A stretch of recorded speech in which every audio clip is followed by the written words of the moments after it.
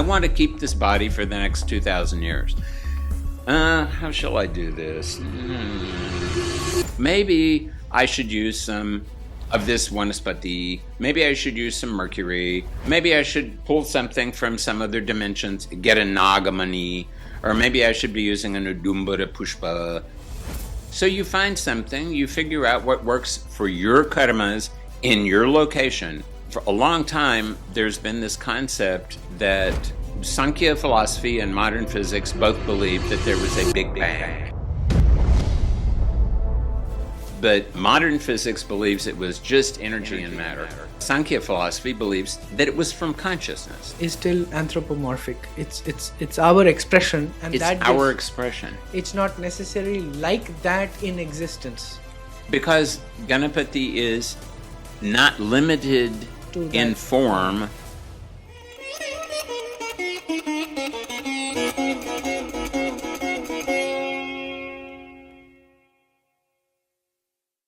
Namaste, welcome to another edition of Sangam Talks podcasts with me, Rahul Dewan. Today, once again, I have Dr. Robert Svoboda. My last conversation was so profound that, I just had to sit down with him, and he's been gracious to give me time again. We don't need introductions, but he's an author. I'm reading your book, Aghora, these days. I'm reading it so slowly that I have to end up reading the same page over and over again. And every time there is something new that I learn from it. So I'm generally a very slow reader. So thank you for being here. You are an Ayurveda Charya. You are an author. You are an Aghori. I've been listening to a lot of your talks. This time, I want to deep dive into questions on the Devatas, on nature of creation. Who responds when we ask for help?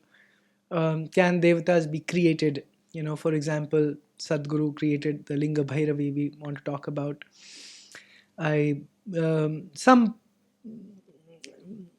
personal things like, abuse. Am I inviting that when I'm taking birth in this body? And perhaps some things on astrology, that you personally also follow. I was told that, you see how you want to keep your most important meetings in a week or a day. You look at charts and then act accordingly.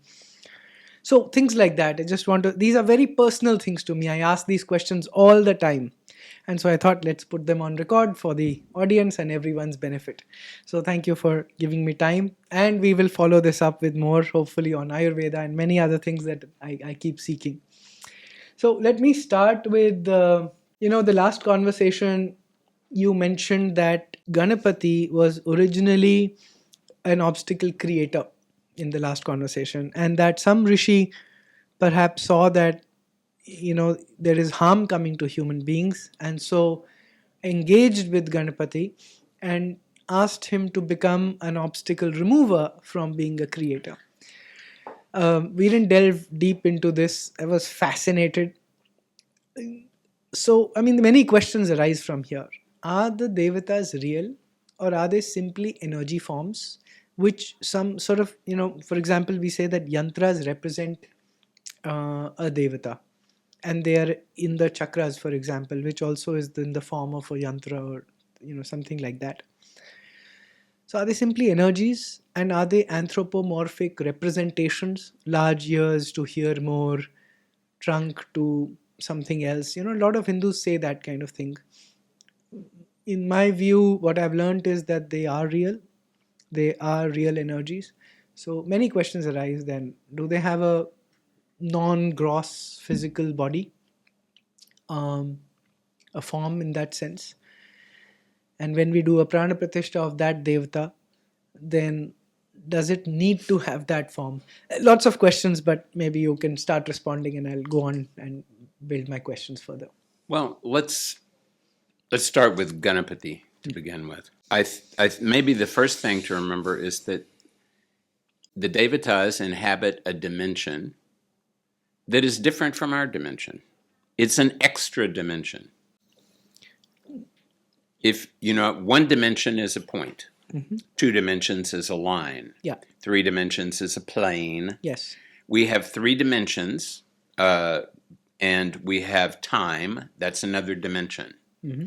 And the Devatas have another dimension. And it's another dimension. If we had it, we could describe it, but we can't describe it. Okay. So at the same time, for different people, they can appear in different ways. They don't have to go out of their way to do it. They can, because they possess the ability not to be as limited as you and I are. You and I are limited very much by the physical body. Yeah. We're limited by the organs of sight, and that tells us what we can see, and it also tells us we're sampling all the time. I mean, it's important to remember that we're not, it looks like this outside world is real to us, but it's a concoction of the brain. We take in a few, I can't remember the exact details, but like 540 nanometers to 760 nanometers of light. Yeah, correct. There's a range of light, sound. And sound is maybe 3 orders of magnitude, but the entire electromagnetic spectrum is 15, 16, 18 orders of magnitude. So the amount that we're not taking in is gigantic. And on top of all that, we take in about 11,000 bits of information per second through all of our sense organs, but consciously we can only process 50 bits.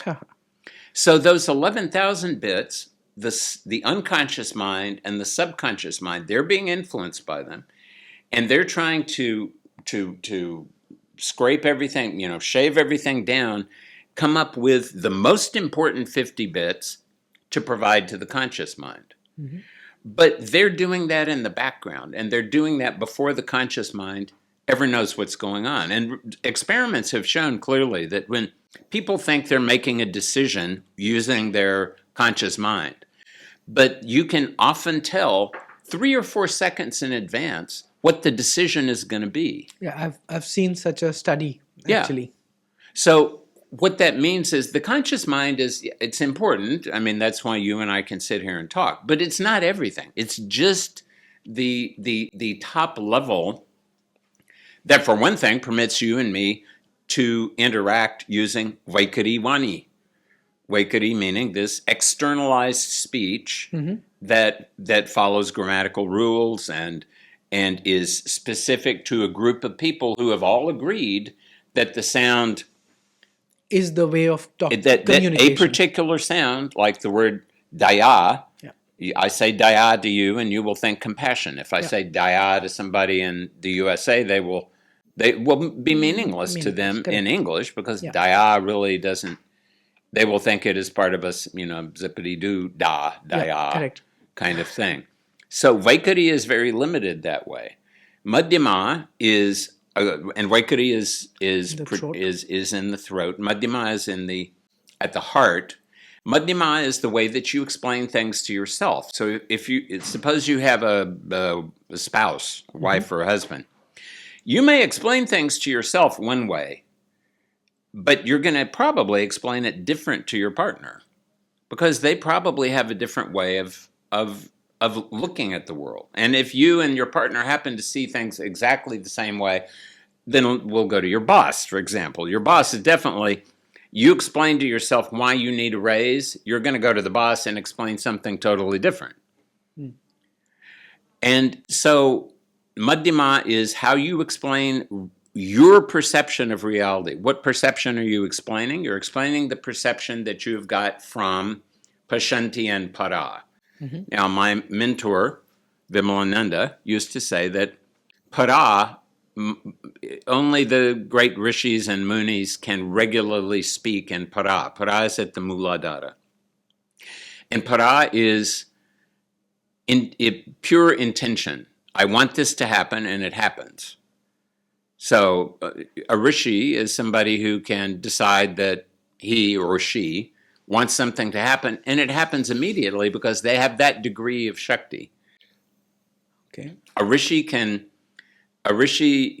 move awareness at the speed of thought. If the Rishi wants to go to the sun, the Rishi can be there at the moment that they think of that. Light takes 8 minutes. The Rishi can go there in 1 minute, but that's because the Rishi has total control of the Kundalini Shakti, which Are is they only... there in astral body? Do they leave the body, you're saying? Or are they there in just sort of via the mind because everything's connected? That's a good question. As soon as I meet somebody who's a Rishi, I'll know more. Okay. I mean, I got some insight by working, by being able to, for 11 years, have spend 3 days of the year, at least once a year, sometimes twice, with our Guru Maharaj, Jatatl Sadhu RamaViswambhara. And Guru Maharaj was the only person I have located so far in the world who had a certificate from the Archaeological Survey of India. Mm-hmm. And it said, this is to certify, I saw it many times. It's still there in Simhachalam somewhere. Somebody has it under lock and key. This is to certify that Jatatl Sadhu RamaViswambhara was found. It did not say in Samadhi, but it says was found during an excavation in Kurdarod Taluka of Puri district of Orissa State in the year 1904. And the excavation was of a temple that had collapsed 200 years earlier. And they found Guru Maharaj in the temple. So he had been in Samadhi for at least 200 years, probably more. And that was 1904. He left his body in 93. So he was at least 400 years old, maybe older. And he had been sitting there quietly. Back at that time in Puri, they had people who knew how to bring you down out of Samadhi. Nowadays, everybody wants to go into Samadhi. Back then, they had specialists in bringing people down out of Samadhi. So he came down out of Samadhi, and he lived in Simhachalam most of the time until he left his body. And he was, apparently, for the first, 24 years or so, he just lived on air. And he lived in a tree. And finally he started sitting on a rock, and he started to take 1 teaspoon of water at a time. Then he came to Bombay. And I've seen pictures of him. He had jet black hair before his jata was jet black, despite the fact that he was so old. But when he came back from Bombay, he said it started to go gray. He always blamed Bombay for that, because Bombay is, as Shri Vimalananda used to say, don't call it Mumbai, call it, and Mumbai comes from Maha Amba Puri. So Mumbai Devi is Maha Amba. Okay. He said, don't call it that. Call it Moha Mayi Nagari. It is the city of Moha. And everybody who comes there either gets drowned in the Moha, dub jate, or they have to work so hard against the Moha that, look what happened to the Guru Maharaj. Anyway, when I knew him, and that was the last 11 years of his existence on the planet in this physical body, his Samadhi is still there. You can visit the Samadhi. But he was living on this much milk every day, this much thumbs up, because back then Coca-Cola had been thrown out of India by Indira Gandhi, so there was 7 and Campa Cola and thumbs up, so whatever was handy he would take. But he would eat tobacco, and I don't mean he would chew it up and spit it out. He would in Andhra, Guntur is a place where, so he would get 2 big leaves of dark black Guntur tobacco, and he would just tear it and start chewing on it. Oh my God. And one day I was thinking to myself, how in the world is he doing this? And he paid close attention to everybody's thoughts at all times. Immediately he said, I didn't say anything, I was just thinking this. What is the use of eating? You wear down your teeth, and this is a man with 2 rows of teeth. I saw many times. The front row was all worn down. The back row was very handsome. You wear down your teeth. You wear out your digestive organs. You get some kind of disease. No. The best way is that you find something poisonous, you eat it, you use internal alchemy, and you convert it into nectar. So what am I going to say? Yes, Guruji. Guruji. That's what I'm going to say. So this is the kind of people, number one, that there are in India, but also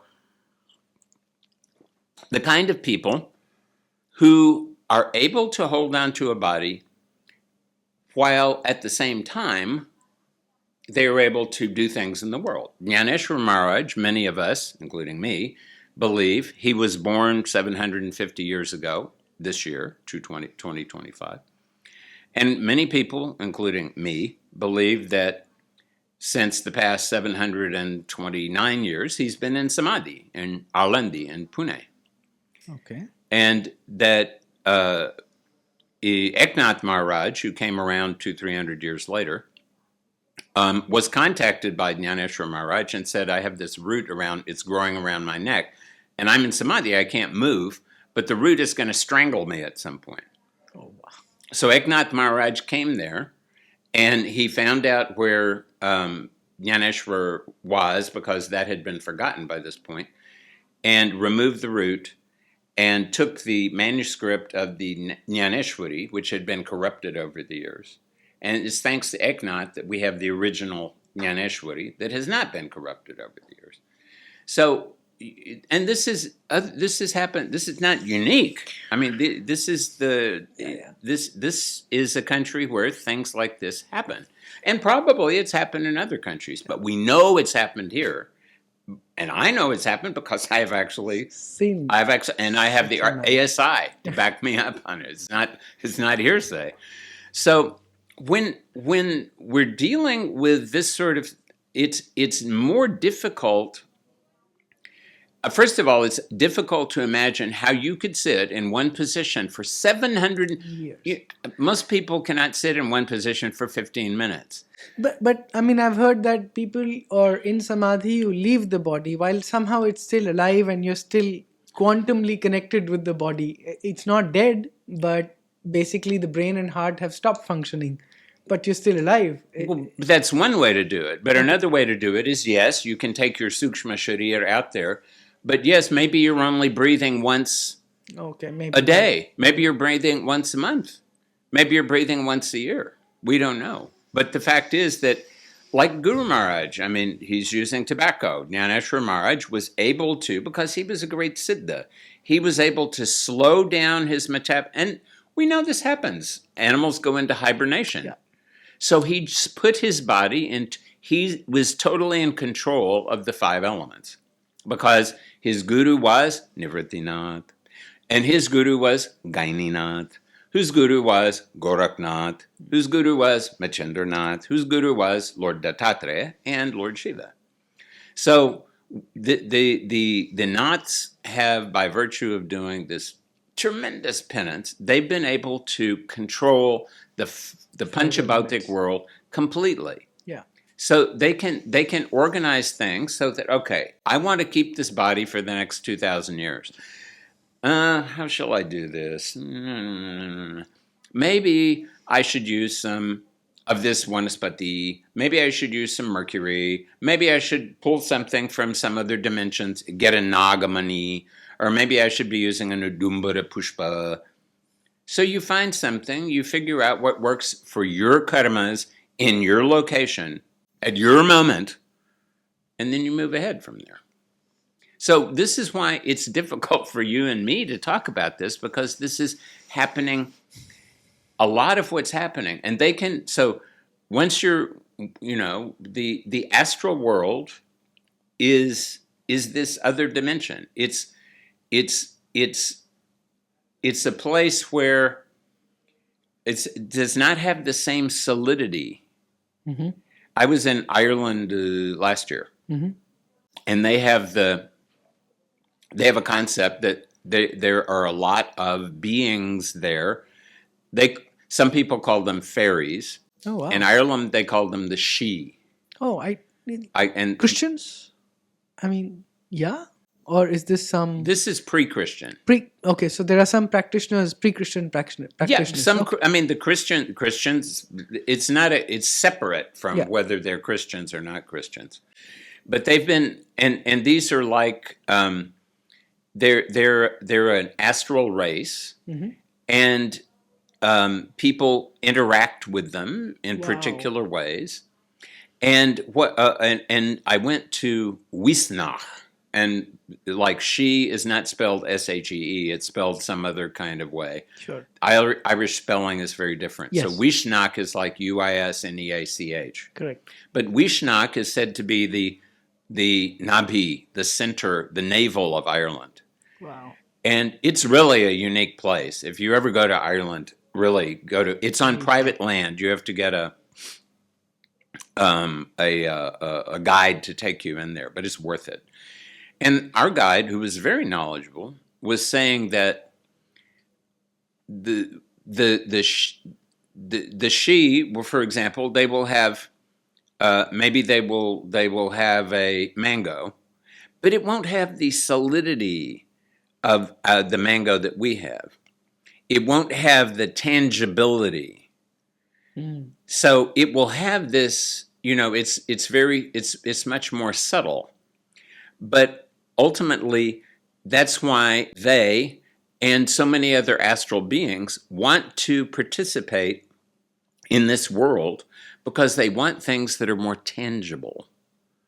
So that world is less tangible. That world is less dense, because it doesn't have these 5 elements. It doesn't even have akasha. So this is the difficult thing to and akasha is important. Akasha seems to be extremely subtle. Yes. And akasha, if you look at, it's like the quantum mechanical field. Yeah. Particles are spontaneously emerging from it, spontaneously resolving back into it.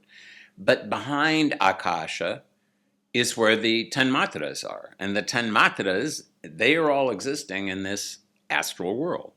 So for us, for you and me, the akash seems totally ati sukshma. Yes. But from the point of view, but it's an evolute of tamas. Okay. And tamas is not sukshma when you compare it to rajas, which is not sukshma when you compare it to sattva, which is not sukshma when you compare it to ahankar, which is not sukshma when you compare it to mahat or buddhi, which is not sukshma when you compare it to maha mula prakriti, which is not sukshma when you compare it to purusha, which is beyond sukshma, sukshmatita, because there is nothing there other than that one reality of consciousness. And let me just say, though this is a little bit of a diversion, for a long time, there's been this concept that Sankhya philosophy and modern physics both believe that there was a Big Bang. Yes. But modern physics believes it was just energy and matter. And Sankhya philosophy believes that it was from consciousness, that consciousness is predominant. But we are finally getting to the point, not everybody, not the majority, but many serious scientists believe that consciousness has to be predominant. Yeah. And it has to be predominant because there's no other way to explain how subjective experience could evolve if there was nothing but objectivity. If there was nothing but matter, how could you ever get subjective experience? You and I are having different subjective experiences of this event right now. Yeah. How could it be different if it is just matter and energy interacting? Yeah. And so there are different ways of explaining this, but I just came across a very nice video. He was the creator of the CPU, and I think that's him, the microprocessor inventor, Federico Fagin. Uh-huh. And he has come up with a new theory that there is something called the quantum field. And that in one of these talks, interviews, he actually says, that's the talk. It's called Quantum Fields Are Conscious, or Quantum Information Panpsychism Explained. Panpsychism, yes. And he actually says that the one wants to experience itself, and he's arriving at this from a scientific perspective. Yes. It was so bizarre listening to his language. This is what Sankhya and Vedanta is saying. This is what's happening now. There's another, he's passed on some years ago, but there's a physicist named John Archibald Wheeler. And Wheeler came up with something called the anthropic principle. Mm-hmm. And Wheeler says that that a phenomenon, a thing that is happening, a phenomenon is not a phenomenon until it is observed by something. Yes. So he says that observation, that the universe evolves observers because the universe is evolving itself through the observation that observers are making. So we are serving the purposes of the universe simply by observing what's going on. Correct. Now, the fact is that most people observe what's going on, and they are thinking mainly, well, where can I get the next batata wada? And, this chai is really terrible, and oh my God, I'm going to have to go home and explain to somebody about something. People, but this is just a manifestation of your karmas. And your karmas are your karmas, mine are my karmas. I'm living in my own particular universe. You're living in your universe. Our universes are interacting with one another. What do you mean? You're using the word universe loosely here. Do you mean just lives are interacting or universe? Well, our lives are interacting, but Yes. the fact is that my life, there are 850 crores of people in the world, 8.5 billion correct. people. 8.5 billion people are in the world. How many of those am I ever going to meet?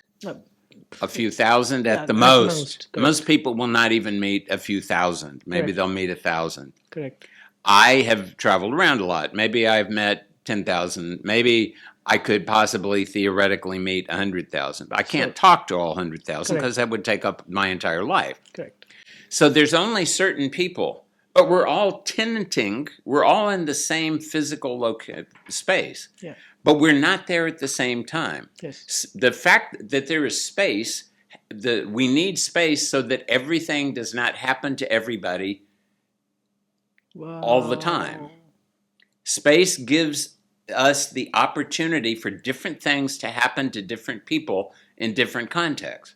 And time gives us the opportunity so that everything doesn't happen at the same time.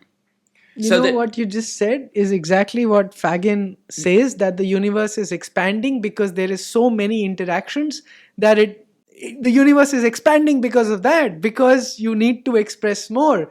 As we interact, there is more of the needs for expression that emanate from it. That's what I understood, That's right? exactly correct. Oh my God.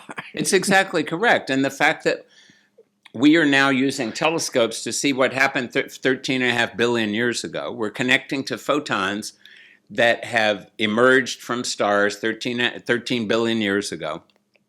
But when we interact with the photon, when we observe it, it goes from having a number of different potential quantum states to having one quantum state. And that, because that photon has emerged from this place, even though it was 13.5 billion years ago, it is still having an effect 13.5 billion years ago. So the very fact that we are here observing that, we've come to this point in our ability as a species to observe that, means we're now co-creating the past of the universe. Wow. Now, it would be great if we could rely on human beings to do this in a way that, this is why in Satya Yuga, you have a limited number of people who can do this. The Rishis can do this because they are no longer limited by this. So they can go to the sun, they can perceive what's going on, but they're doing it from a different perspective than you and I are. You and I are looking at it and thinking, wow, that's the butterfly nebula, and this is the other thing, and kitna sundar hai. But the fact is that the Rishis were also saying, we appreciate this, we're creating a nice balance, a nice compassionate and equanimous kind of relationship between our perception and what we're perceiving. Mm-hmm. So it's the prameya, the pramata, and the pramana. Mm-hmm. The subject, the observer, and the observation. This is all pure Sankhya, it's Vedanta, it's whatever it is. This is what reality is made up of. So here in this world, the world of the five elements, Mrityu Loka, they don't call it happy Loka, they call it Mrityu Loka, because you can't keep things going on for very long. You can maybe, if you're really lucky, and you're an ordinary person and you have good genes, maybe you can live to 120. If you're like Guru Maharaj, you can live to 400, 500, 600. If you really have, a good location and you have people looking after your body, maybe you can go on longer than that. We don't know. But the fact is, at some point, Kakabhushandi Rishi supposedly has been here for 27 kalpas. Yeah. At some point, he's going to get tired. He's going to have, and he's, the story is that he's willing to live for an entire kalpa so that he can have darshan of Rama again in each Treta Yuga. He can continue having darshan of Rama. And at some point, he'll feel like, I've done this enough. I'm just going to return to the fabric of wherever I came from. But in the meanwhile, supposedly, here he is. So, but the astral world is not limited in that way. It's limited in a different way. It's limited according to the amount of, here things have, we're benefited and, of course, impeded by having tamas. We can be sure that this is going to sit here. It could possibly sit here for several years, maybe a century. I mean, this is acid paper, so it's not going to, not going to be around that long. But a rock could be here for millions of years, just sitting there. That's the beauty of tamas. But if you're in the astral world, you're not going to sit there for millions of years unless you have, because you don't have this same kind of tamas, this same kind of inertia, the same kind of solidity. Okay. So if you want to maintain, here is a planet. If you want to be on the planet, that's fine. You can just the gravity will hold you on the planet. That's what's going down. Everything on the table is here because of gravity. Yes. You and I are sitting down because of gravity. Once you're above the surface, how do you stay above the surface? You can do that if you're in orbit around the planet. That's correct. But you can only be in orbit if you maintain a certain amount of velocity. Okay. Once your velocity starts to degrade, gravity is going to drop you back down here. Sure. So if you have an adequate, but velocity means prana, velocity means Shakti. So you have to have an adequate amount of Shakti to get there, and an adequate amount of Shakti to stay there. Stay there, maintain, yeah. So this is an inherent difference between the world you and I live in and that world. That world, in order to maintain stability, that they have to be getting Shakti from somewhere. Okay. And some ethereal beings get Shakti from various different ways. Some, for example, live in trees, so they're getting some Shakti from the tree. And some have been able to possess other people, and they're sucking the vitality out of. But the Devatas are more evolved, so they have different Devatas enter into different relations with different people in different communities at different times.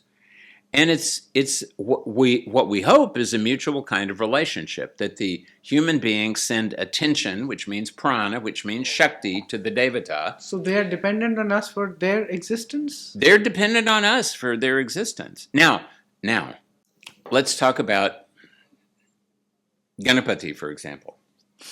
So we can assume that in the universe itself, there is, and this is it's a subtle kind of thing to assume, but we can assume that there is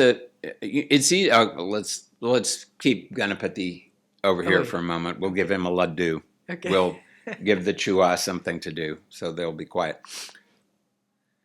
And take something a little more, a little simpler.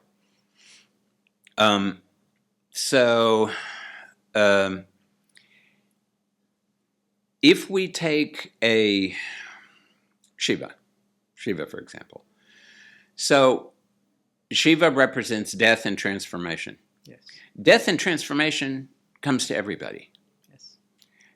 you don't need to believe in Shiva. You don't need to not believe in Shiva. Yes. And the concept of death has been in every human culture because every human has the experience of death at some point, but before they die, they have the experience of Ma Bop and other people dying. Correct. So there is a concept of death. That concept of death, we see that because of our personal experience. But then people started to think, how can we interact with this concept of death? And some people think of death as just being the most horrible possible thing. Yes. And some people think of death as being something that is very inauspicious and we should keep over here. And of course the Devatas are evolving all the time also. And Shiva evolved from Rudra. And Rudra was the Vedic storm god. He only got the uchishta of the sacrifice. The uchishta, of course, means the leftovers. So they invited all the other Devatas, and then whatever was left over, they would give to Rudra. Now, naturally, Rudra was not so keen on this. And there came a point, and it's, of course, a complicated thing, but how many people, even if they recite the Rudradhyaya, the Rudra Prashna, how many people are actually worshiping Rudra, the storm god? Now? Nobody. Except the Vedantins who probably... there are bound to be a few Purva Mimamsis somewhere who were doing that. Yes. But almost everybody else, including me, when they recite the Rudram, they're doing it for Shiva. That's correct. But so the mantra was created for Rudra, but Rudra has evolved into Shiva. Yes. So how did that happen? First, this is bizarre that Rudra and Shiva are different. But they're the same. Because they come from the same root. Because they are manifestations of the force of death and transformation. But they're different manifestations, and they're different because of the way that humans are cognizing them. So the force of death is absolutely the force of death everywhere, but humans cognize it in a different way. And based on that cognition, that force of death and our cognition interact, and they create a reality, and we call that reality Rudra or Shiva, or if you're in some other country, you call it something else. So we are co-creating the Devatas themselves. We're co-creating the Devatas themselves, and different people in different places co-create Devatas. I've met Devatas in different places. I have relationships with Devatas I have relationships with several Devatas here, but in Oshun and in the Yoruba land, and I can't pronounce his name properly, Kwang Kung in China, and the goddess Pele, the Hawaiian volcano goddess. So there's all of these are, and Pele was still a reality, but in Tahiti, where she came from, she was not the volcano goddess. I can't remember. I think she might have been the goddess of water or something. But her job even changed. Her name remained the same, but when she got to Hawaii with the Tahitians, her job changed. So there's no end to how all of this different manifestation of things can occur. And in the case of a goddess like Pele, for example, she has been, she's a goddess that has been worshipped for many hundreds of years and is still worshipped by many people, including me. But we have to kind of draw a distinction between a god or a goddess that is transcendent and one that is not transcendent. Help me understand that. Well, so for example, let's say that we have, let's go back to Ganapati again, since he's still over here. There is Mahaganapati, and there are different other individual Ganapatis. Oh, what does that mean?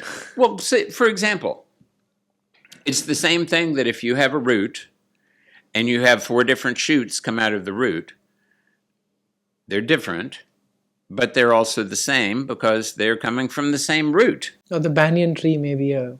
The banyan tree, exactly. It's a really good example, which has been used again and again by various experts in this country when they're trying to explain this to people. So, let's just say that we have Mahaganapati. Mm-hmm. But Mahaganapati, let's take Maharashtra, where I lived for many years and where I'm very fond of still. In Maharashtra, Ganapati is a very important Devata. And he's an important Devata because, of course, the ground in Maharashtra is extremely hard. It's mostly the Deccan traps. It's mostly basalt. So in order to get the ground to work with you, you need somebody like Ganapati who is able to connect to that degree of tamas. Because he lives at Muladhara Stitos Nityam. He's always living at the Muladhara.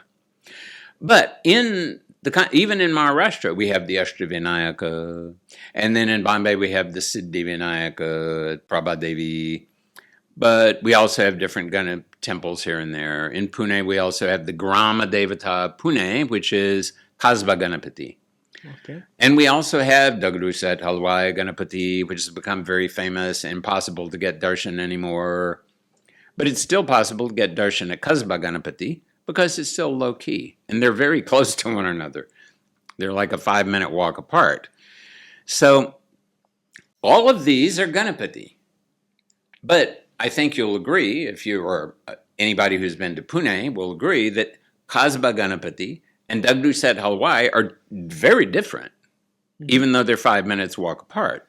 Well, how can they be different if they're the same thing? They're different because the people who created them. Kasba Ganapati is said to be Swayambhu. Okay. But Dagdusat Halwai Ganapati was created by Dagdusat Halwai, who was a Kushti Ladne Wale, a Pehlewan. And after he retired, as so many Pehlewans do, or did, he became a Halwai. He started making sweets. And this was, I am told, one of the Ganapatis that, in his family, when they started having in the Ganapati Utsav, you bring the Ganapati, you take care of him, and then you do Visarjan. They say that for whatever reason, he decided to keep this Ganapati. And not do a Visarjan. Okay. And 50 years ago, I remember we would go down there, and it was very, very, he was kind of like in a wall, and they would open these doors, and you could go, and you could stand as long as you wanted to, and then at night, they would close the doors and they'd open them again. But then, for whatever reason, and I've heard different stories, but for whatever reason, he became very famous. And then people started coming to him. And the more the people came to him, the more they paid attention to him, the more prana went into there. And now more and more people started coming to him, and now he's much more well-known than Kasba Ganapati. But Kasba Ganapati is not worried about it because Kasba Ganapati has been there a lot longer. Both Dekliya, it's like people have come and gone. And so Kasba Ganapati is just sitting there and thinking, Aram say, I'm going to continue just being who I am. These are both Ganapati. But are they different or are they the same? I mean, yeah, okay. I mean, they're Ganapati, so for me, it's just... My understanding so far has been it's Ganapati who's a giver, and maybe this is specifics of giving. So it could be a giver of a child, or giver of wealth or something, or removal, something like that. I never looked at them as different as such. Right, but that's the question. So, okay, there's this concept of Ganapati. People go because they have some kind of urras, they have some kind of agenda. Yes. Oh, Ganapati, look, I brought you some modak. I brought you some agarbati, so please, give me so and so. Yeah. Give me everything I want. But so who are we talking to? Let's just say that, Mr. whoever goes there, Mr. and Mrs. whoever go there. Yeah. And Mr. and Mrs. whoever have a long checklist. You mera beta ka nokri, beti ka shadi, वगैरह वगैरह, or Peat dard or whatever yeah, else. exactly. Sure. So they've all gone. They've gone there. They're talking to Ganapati. Who are they talking to? I mean, at the root, they're talking to Mahaganapati. At the root, they're talking to Mahaganapati. Yeah. But Mahaganapati he's the root of everything. But Mahaganapati is much more subtle than each of these individual And very Ganapatis. hard to access, I'm assuming. Because it's much more subtle. You and I are not so subtle. Yeah. If you're very subtle, if you're like Guru Maharaj, then you can talk to whoever you want to in the astral world. But if you can't talk to somebody in the astral world directly, that's why you go to one of these shoots, one of these things that have come from the root. So Mahaganapati is the big root, and little things are coming down from there, and one goes to Kasba Ganapati, one goes to Tayur Chintamani, who is also a dear favorite of mine, not far from Pune, one of the Ashtavinayaka. And so those are manifestations of that Mahaganapati in specific locations. They're being manifested by specific people. They're being interacted with by specific people. And that, as they get interacted, they are evolving in a particular way according to the way that those people are interacting with those Devatas, those individualities. So some could be Swayambhu, the others could have been established by Rishis for the benefit of humankind as a root. As long as, let's say that you decide Ganapati ka mandir banna hai. So you find a Ganapati from somewhere, and you do a Prāṇa-Pratiṣṭhā. Yes. And you need to do a real Prāṇa-Pratiṣṭhā, because that actually does exactly what it says. It takes prana and establishes it in the thing. And there are two kinds of Prāṇa-Pratiṣṭhā, at least. I know of two. One is the permanent kind, where you cannot move it no matter what. And the other is you can move it if you have to. Okay. So I have a friend who has the Broome Street Ganesh Temple in Manhattan, New York, Mr. Eddie Stern, dear friend. And he wanted to do the Prāṇa-Pratiṣṭhā, and he did. I mean, 20 years ago or something. And the guy there's a Ganesh temple in Queens, New York, so he brought a very nice guy, I can't remember his name at the moment, to a priest to come do the Prāṇa-Pratiṣṭhā. And the priest said, let's just do we don't know what's going to happen in the future. Let's just do I don't know what they call it, the kacha, or let's do this where we can move him. And in fact, the building burned at some point. The floor burned right up to Ganapati. And this is, Ganapati is, he's from Mysore, he's probably 2 feet high, he's made out of stone, you wouldn't be able to lift him up and just run out the building with him. He's way too heavy for that. So the fire burned up right to him, and then Ganapati, is naturally did not want to be inconvenienced in any way. And so he had to be taken out, and he had to be reestablished somewhere else for a while. But eventually he came back to that after they rebuilt the building. So the fact is that, is there a relationship? There was no relationship between this particular... So we have to draw a distinction between the Murti and the Devata. Mm-hmm. Now, as you worship the Murti and the Devata are going to enter into a much more profound and much more subtle relationship. Because of the prana of the devotee? Because of the prana of the Devata, because of the prana of the worshippers, and because of the intersection of these two things. Mm. And so, if you go to some place that's been worshipped for centuries and centuries, Mahakaleshwara, or Tirupati, or Sri Rangam, or whatever, there's been enough time that really the murti itself has been completely perfused with the energy of the Devata. Yeah. But of course, as Vimalananda pointed out, even in those cases, that doesn't mean, like in the case of Tirupati, that doesn't mean that if you go to Tirupati that you're interacting with Vishnu himself. Because Vishnu is Mahavishnu. Vishnu is managing the whole, he's protecting everybody. He's, doing palana of the whole world. So my mentor, Vimalanandaji, used to say, Vishnu sends one of his shishyas down into the Vigraha, and it's a shishya of Vishnu. So the shishya of Vishnu is moving in the direction of Vishnu. Oh. And so you put it down into the Vigraha, into the image. People are worshiping that image. They're worshiping that shishya, but they're visualizing the shishya as Vishnu. So they're helping the shishya evolve in the direction of Vishnu, which Vishnu is happy about. He's getting the job done without having to worry so much about it. The people are getting their job done. They are also bodhkushoge.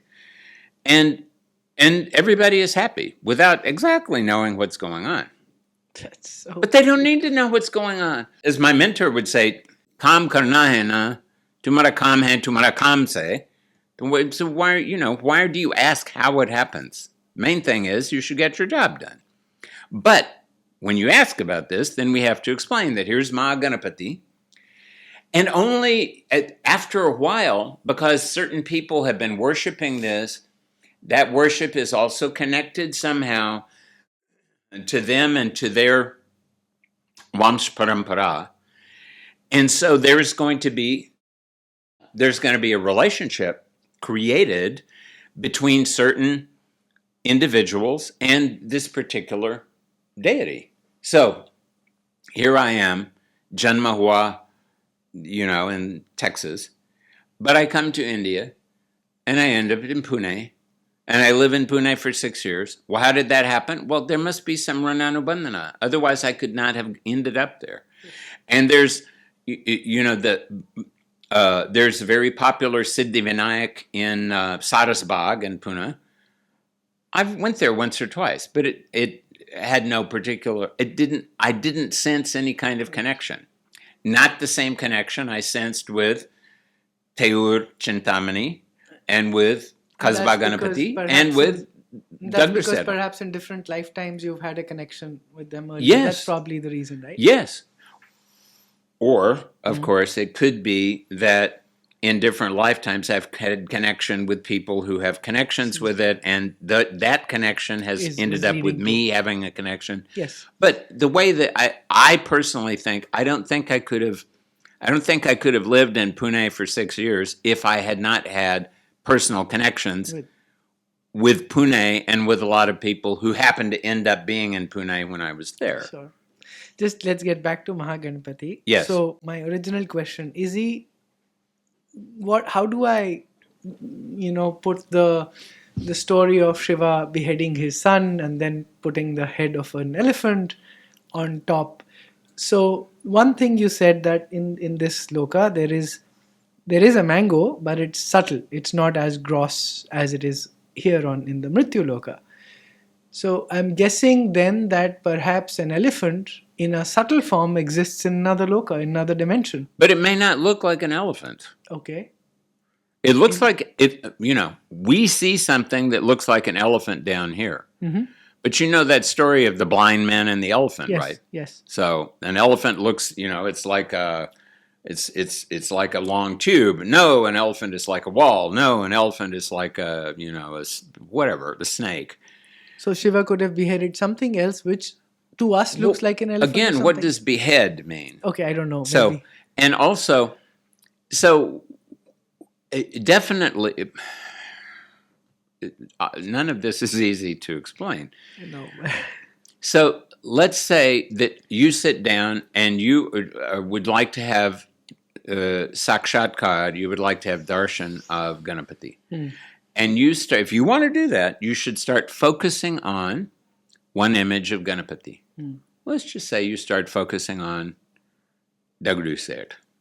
Though so many people are focusing on him, that may take you longer. Maybe instead you focus on Kasba Ganapati. And you focus, and how long it's going to take, we don't know. We don't know because we don't know how long it's going to take you to generate the Shakti that will be necessary to have darshan.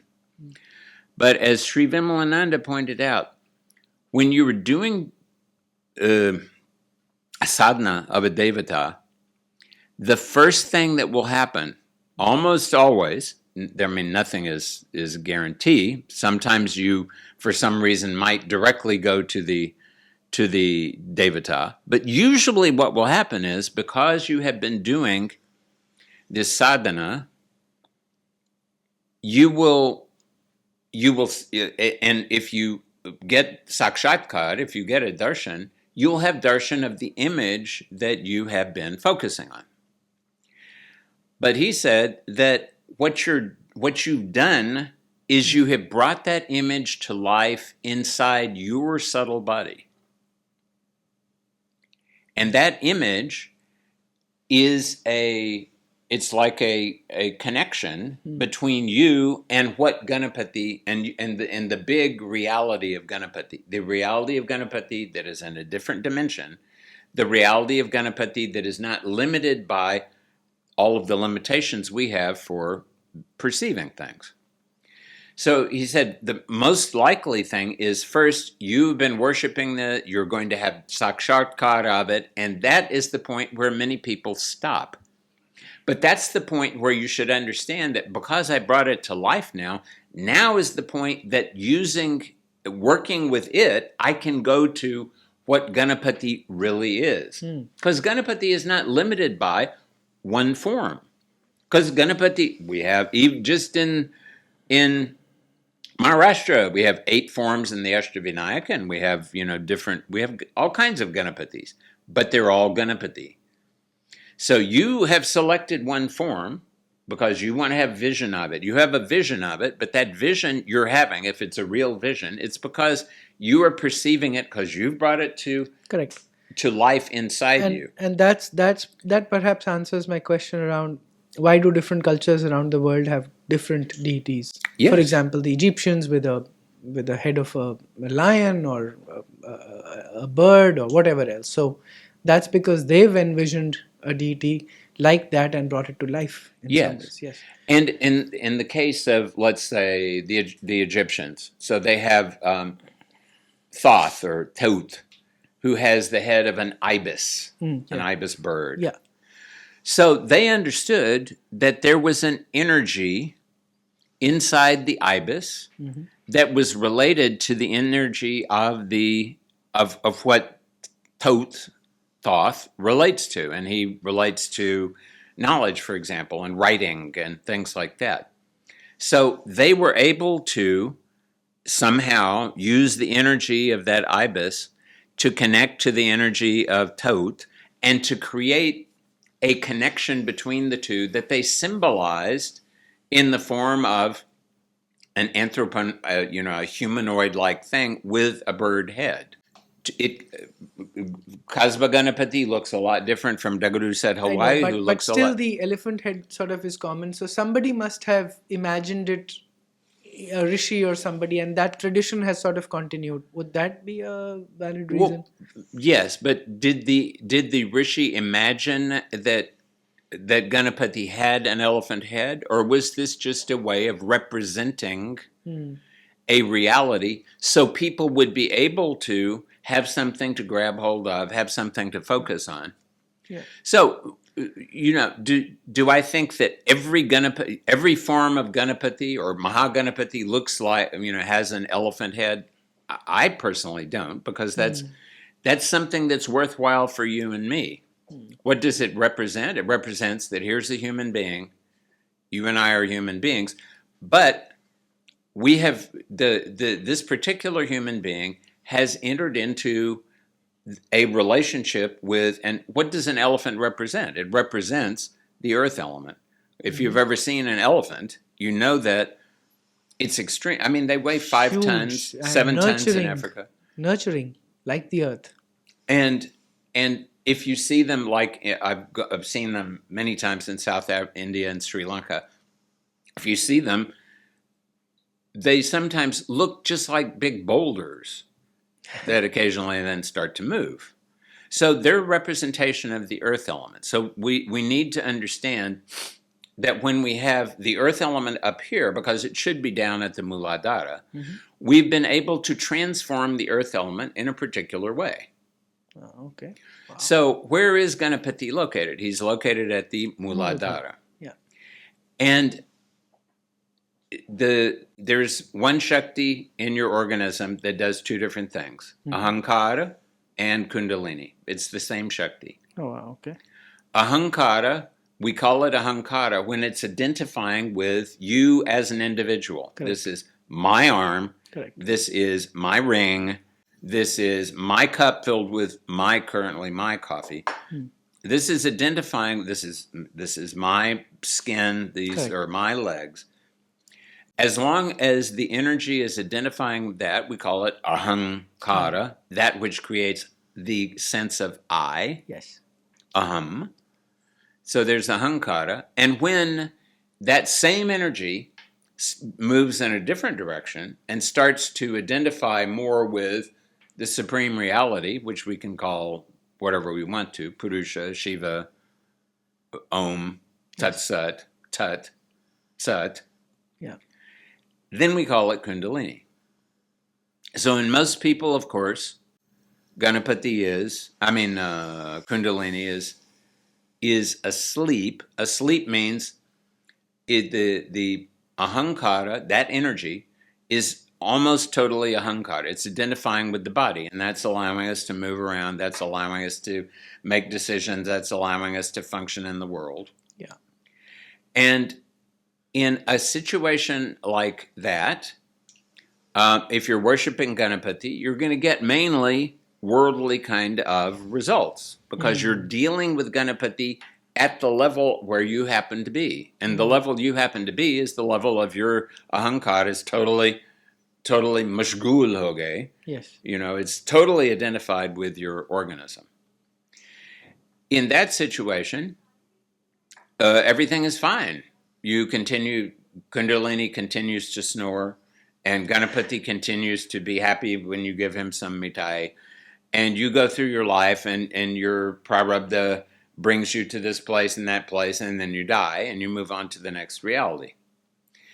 Once Kundalini starts to awaken, then Ganapati becomes more important, because if Kundalini awakens 100%, then there's nothing left to identify with your body. And that's the end of you as an individual. So when people talk about their Kundalini awakening, what they're talking about is it's awakening a little bit. Yeah. And it's awakening relative to the ahankara. So now we're at the stage where, among other things, this is one way of explaining why Ganapati can be either the Vignaharaka or the Vignakaraka. Because if Kundalini it just starts, if you lose total control over the relationship between Kundalini and Ahankara, then Kundalini is not interested. It looks at your body and thinks, why am I here? Correct. And Ahankara is saying, but the Kundalini is paying no attention because something much more attractive is going on. So if Ganapati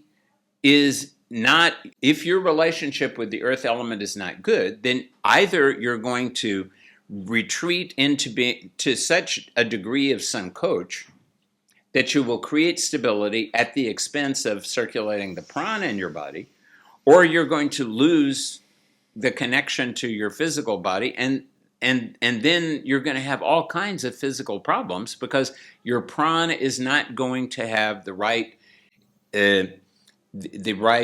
direction in order to know where to go and what to do in the body. So this is where Ganapati has the potential, if he's properly approached, to manage this, so you can stay in one piece even while you're being transformed. But if you ignore Ganapati, or you say, some stupid elephant-headed thing, why should I pay any attention to that? Then why is Ganapati, you're not permitting Ganapati Ganapati is not going to get, hold a grudge. But if you're not permitting him to participate, then he said, okay, go right ahead. You want to have a relationship with the earth element? Why? Don't let me stop you. And, but he's probably thinking, let me see how this is going to work out, because I'm not seeing this so far. But, what is he going to do? So then people start blaming him for creating obstacles. Now, this is totally separate from the fact that, so this is one aspect of Ganapati. But remember, Ganapati, what are the ganas? Yeah, disembodied beings. One aspect of the ganas is the sense organs. Those are ganas. Mm-hmm. One aspect is all of the categories in the world. Mm-hmm. And, you think categories, that doesn't mean anything. But people, categories are ridiculously important, and nobody thinks about them because they're so implicit. I learned recently that it's much easier for a small child to learn the word dog than either to learn the word animal or the word, wolfhound or beagle or, a corgi or whatever it may be. Okay. Because dog gives them just enough information. Here's dog. Dog has head. Dog has 4 legs. Yeah. Dog has tail. But dog is different from cat. And dog and cat don't always get along. So they're learning this. After they get the concept of dog, they can go more specific. Oh, this is the Australian sheepdog, Bobby over here, and this is Hermit over here, who is the, the whatever. Yeah.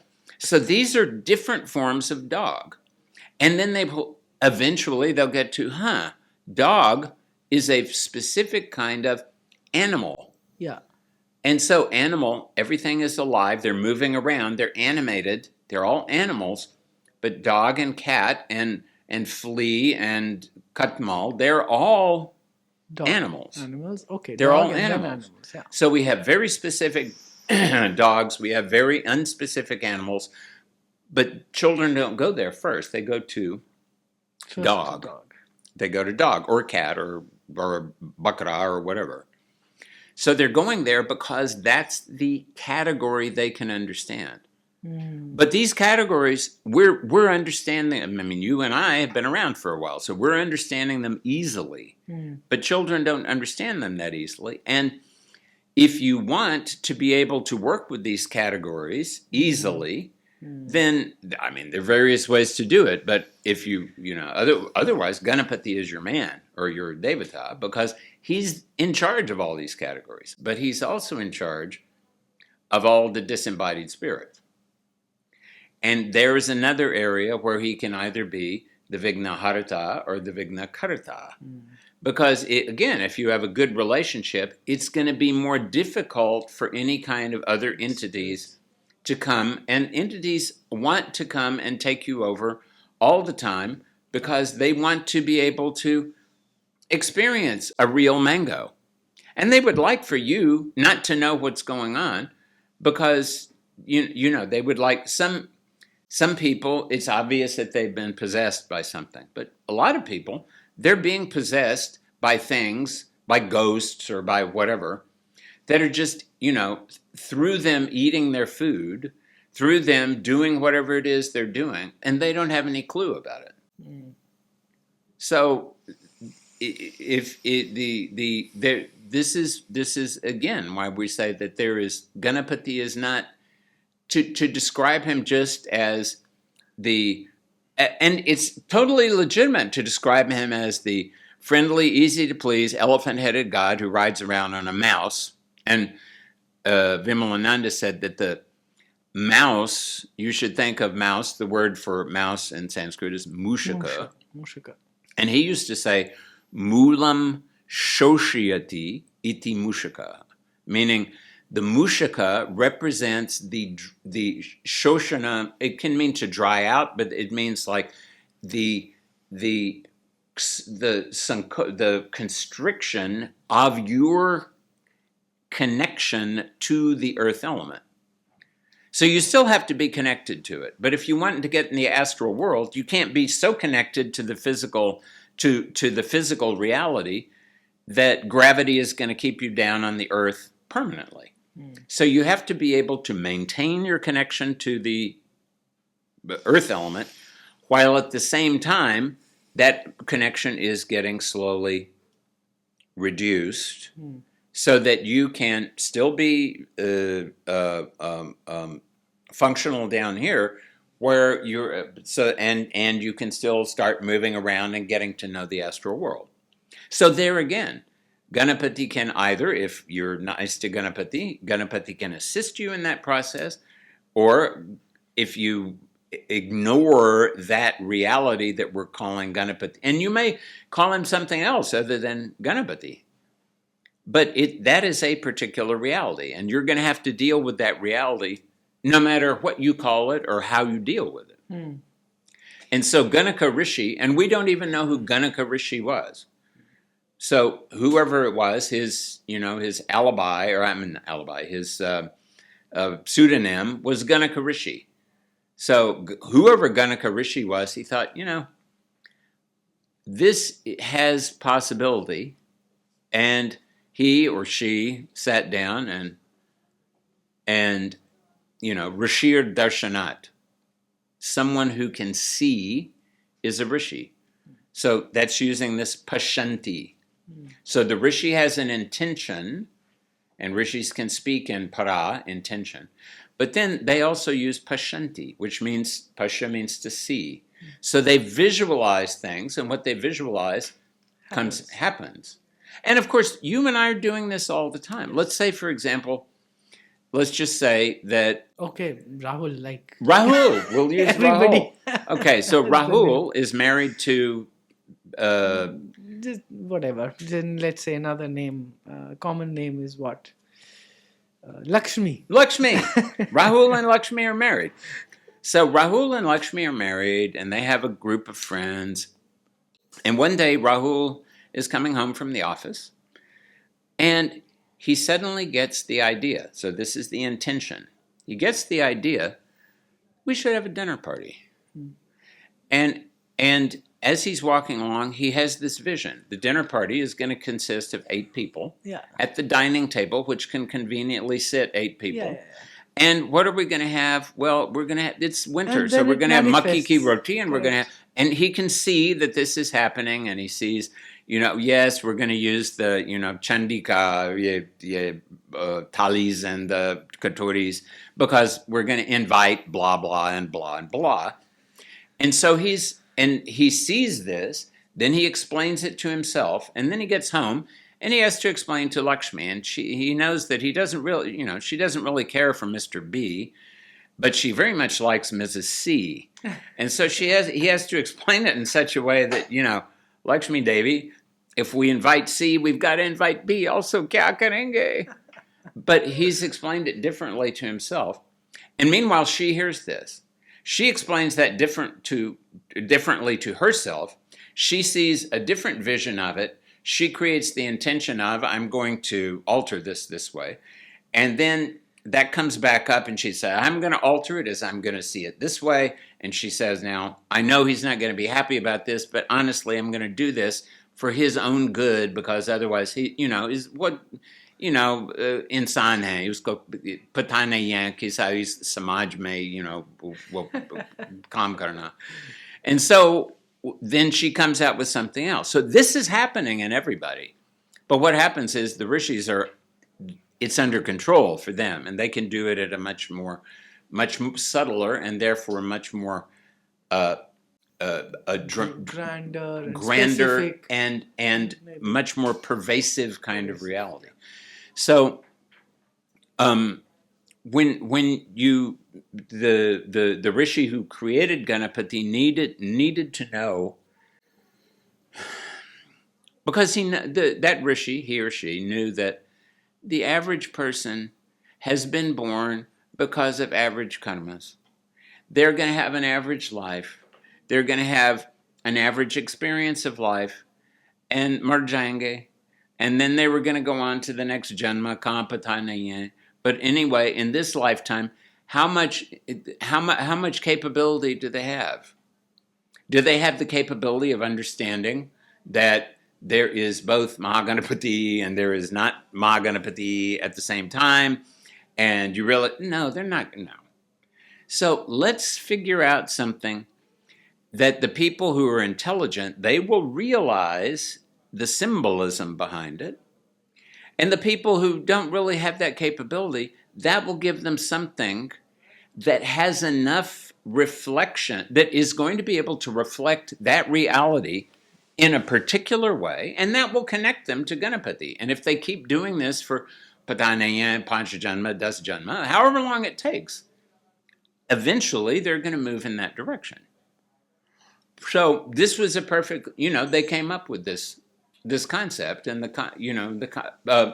and in some places, like I think in Japan, Ganapati is always shown with a radish. I think so. And a radish is in Hindi a muli, and Sanskrit a mulaka, and mula means what? Muladhara again. So yeah, Ganapati is a radish, and I'm pretty sure I haven't tried feeding. I don't remember trying to feed radishes to elephants. They like carrots and apples and so on. They'd probably eat radishes. But the point is not so much that Ganapati, that the radish we should bow down to. It's the radish is a representation. It's a symbolic representation. So the majority of what Ganapati is symbolic, except that because people have been visualizing him this way for so long, he has much more of this elephant head, big belly, snake around the belly, and riding around on a chua than he did in the past. And that makes it easier to connect to him nowadays than it did in the past, because people they're not asking questions. They're not trying to say what, and they're not sitting back and thinking, wow, this is a beautiful, Vimalananda used to say, is the sky blue? It's not It's blue. not blue. It's not blue, but it is blue. For you and me, it's blue, but it's not blue. That's correct. And so he would say, it's not blue, and this is the reason why you see Kali and Smashantara as blue. You see them because we're perceiving them like we perceive the sky. Oh, wow. Our limitations on perception force us to perceive things in a particular way. And the Rishis thought, let's just make them perceive it this way, because if they perceive it this way, it's going to be easier for them. It's going to be easier for the Shakti to transform them. So at some point, Patanaya and Cub, they're going to be able to perceive the big reality to some degree. Because the big reality, of course, is so much bigger than you and I are, that how much of the big reality can you perceive? Ramakrishna Paramahamsa, I just went to 2 months ago in October to Gyaneshwar in Kolkata. And I've been there many times. I hadn't been there in 30 years probably. And somebody asked Ramakrishna, what's it like going into Samadhi? And he said, well, a doll made out of salt walked into the ocean and dissolved. And that was it. So the Rishis live for, and people like Guru Maharaj, they live for hundreds of years. Why? Because they're trying to, to simply, it's not easy. The easiest thing is you get born and into the world, and, you have the ma-bap, and you have the bai-ben, and you have some job that you do, and you have some food, and you eat it, and then you die. But some people, they will sit and they will focus on the supreme reality, and they will turn themselves into dolls made out of salt, and they'll redissolve into the supreme reality. But other people, like these Rishis and people like Guru Maharaj, they think, why don't I do something interesting in between here and there? And so then they start to experiment, okay, what if I was to try this out? That's going to take several centuries, but I don't have anything else to do. Let me experiment. They're all experimenting. So Vimalananda used to say, all of these really great siddhas and naths and munis and rishis, he liked to call maha anubhavis. Because he always said, anubhav siddha karo. Your experience, become expert at something. Really make something siddha. Ek sade, sab sade. Sab sade, sab jai. So focus on one thing, become an expert at that one thing. Then you will be able to, you will know what it means to be able to learn to other things. And I found this to be true myself. But if you try to study everything all at once, you will never get the focus that you need to accumulate the prana that's going to be essential in order to actually transform your way of looking at things into a different perspective on reality. So the salt doll perspective completely removes, but these other beings who were working with Devatas, for example, in the Adidevic world, they are creating a new reality for themselves so they can be on the borderline between this world and that world, and therefore able to access this different dimension that's the astral world. Just overwhelming how you're able to connect so many disparate ideas into a story and present it. Just beautiful.